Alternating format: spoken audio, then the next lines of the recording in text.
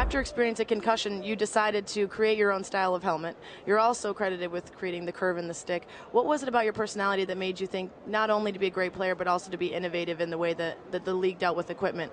Well, I guess I was too stupid to put on the helmet until I got hit in the head, and it woke me up a little bit. But no, the way I looked at it was with our uniform, we are covered from head to toe, or let's rephrase that, from the neck down to our toes.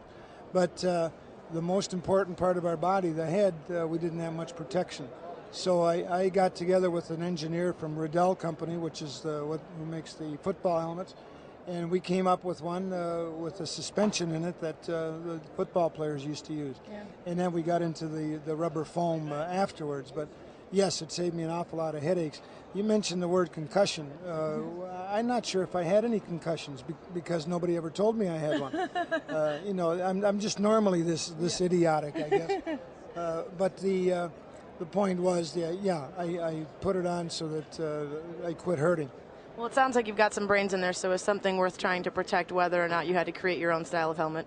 There's a gentleman named Andy Bathgate who says that he was actually the one who lent you a curved stick and now you take all the credit for it. Let's get the final word on that story. Well, 40 years after the fact, Andy said, you stole the idea. Well, Andy, why didn't you tell me that first day that I had it out on the ice against the Rangers, who he played for, and he never said a word. Yeah.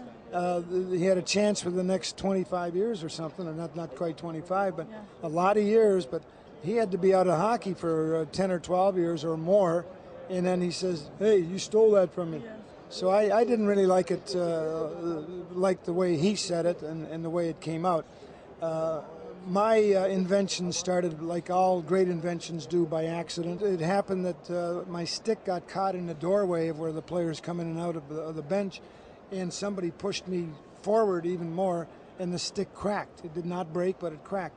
So as I pulled it out and I saw the L shape in the stick, I got a little upset because now I had to go all the way downstairs to get another stick, and I didn't really want to do that.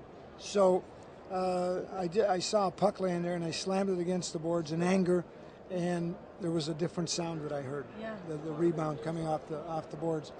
I shot a couple more with a wrist shot, and that turned out to be the same thing. That it was different, and then finally the stick cracked. So I kept it in the back of my head, and I think it was that day or the next day after the shower. You know, you're waiting around to see what guys are going to do, and I said, let me see if I can bend one of those sticks into that particular area, and it took a while to get it through my head that you know, you have to kind of make the wood warmer or make it like a spaghetti. So it was almost cooking hockey sticks, but not quite.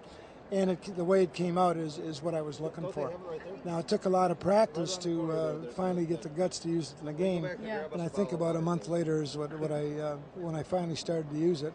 And of course, Bobby looked at it. He said, "Make me one of those in the left," which I did. Made it in the left-hand shot, and I guess the rest is history.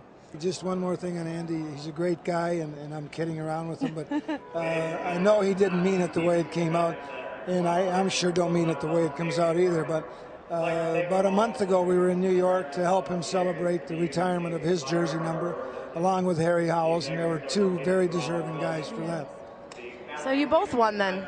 You both came out big winners, and the rest of the league came out big winners by virtue of having the curved stick. Well, the goaltenders aren't going to agree to that, especially Eddie Giacomin. Are you going to write a handwritten apology note to Hugh and Hobby Boolin for that? I don't know for what.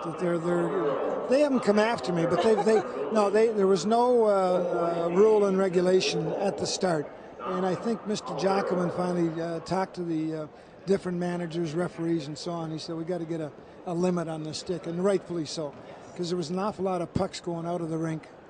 The guy shooting him over the glass. Not as safe. Yeah. Well, it was a wonderful pleasure talking to you and a great honor, and I hope you enjoy your time out there with the fans. I know there's lots of them. We're going to have a good time. Thank you.